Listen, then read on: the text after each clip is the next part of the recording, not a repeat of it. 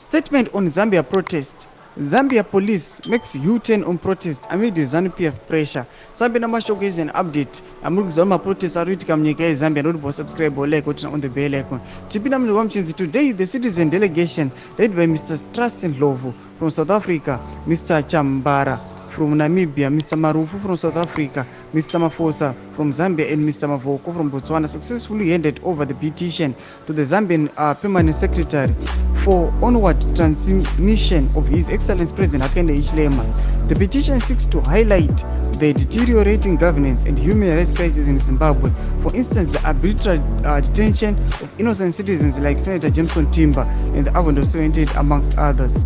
SADC should not hand over its chairmanship to Mr. Mnangagwa, who is Zimbabwe's president, through shambolic election that the SIOM report highlighted. Despite the Zambian police cancelling the demonstration under pressure from ZANU-PF, the group and the multitudes of protesters are determined to go ahead with the demonstration tomorrow. We are confident that the Zambian authorities will allow Zimbabweans to exercise their democratic rights as citizens of SADC. Satukona panapa aiwa government ya Zimbabwe and ZANU-PF irikuwa ichithreatena vanhu, ichithreatena Zambia pamusoro SADC protest ari kuitika munyika yeZambia. Amene kuti ma-threats avari kukandirwa ndeapi, asi panapa tiri kuona kuti these guys they are just determined vari muzambia, mazimbabweans ari muzambia, because they are saying today they are going to petition and protest munyika yeZambia sema-citizens yeSADC.